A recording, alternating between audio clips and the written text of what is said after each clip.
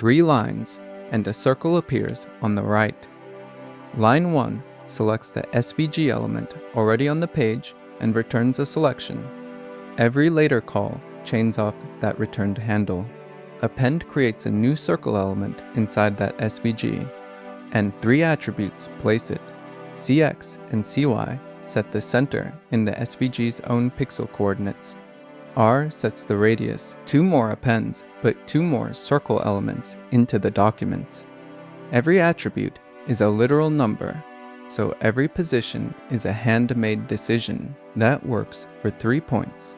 At 30, it is unmanageable. Worse, these pixels encode no meaning. Nothing in the document knows these dots represent data. To connect them, we append a path element. Its D attribute is a compact drawing language. M moves the pen to a coordinate without drawing. L draws a straight segment to the next, so the string traces exactly our 3 points. Yet the browser shows a solid black shape. Fill defaults to black, and fill paints the region a path encloses, even an open path, by closing it back to its start. Fill and stroke are 2 independent layers of the same element. Fill paints the enclosed region, and setting it to none removes that region entirely. For a moment, the path is invisible, since it has no stroke yet, though the element still sits in the document. Stroke paints the outline geometry, so a steel blue stroke turns the path into a visible line through our dots. The real problem: those pixel numbers were invented. The actual data is 3 temperatures, 12, 18, and 11 degrees, and degrees are not pixels. A scale is the converter between those 2 worlds. Scale linear returns a function. Domain declares its input interval in data units. Range declares its output interval in pixels, and calling the function interpolates linearly between them. The Y range runs from 230 down to 20, deliberately inverted because SVG measures Y downward from the top edge. So 0 degrees maps near the bottom, 18 degrees maps near the top, and the inversion exactly cancels the coordinate system. Nothing on screen changes yet, because a scale is only a function waiting to be called. Select all collects our 3 circle elements in document order, and data binds 1 value to each by index. That changes what the attribute calls mean.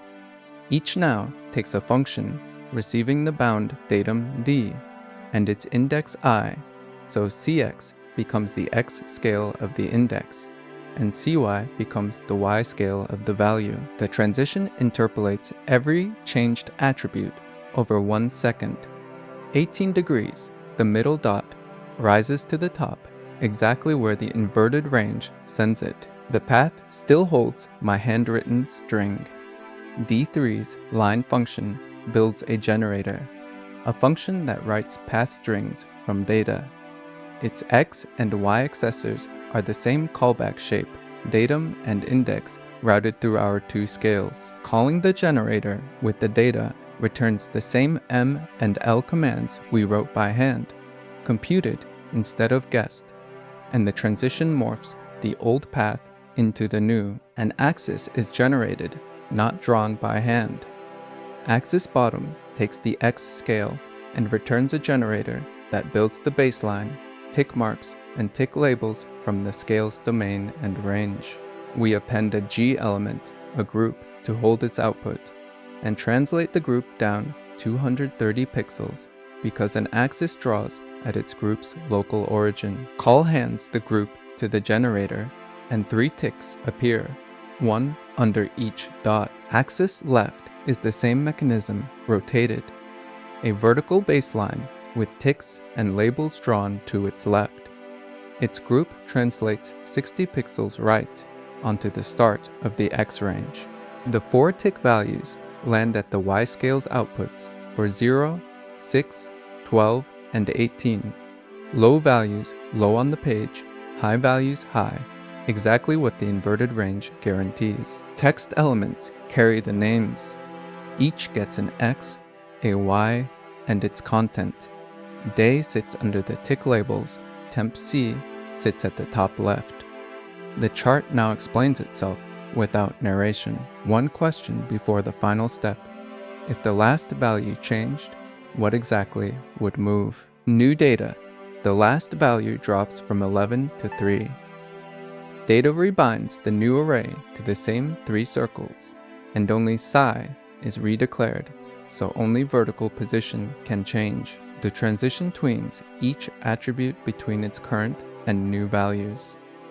One dot dives. The other two receive the values they already had, so they hold perfectly still. The line regenerates from the new array and follows. One changed number, one changed mark, and the browser redrew nothing else. The whole mechanism sits on one screen.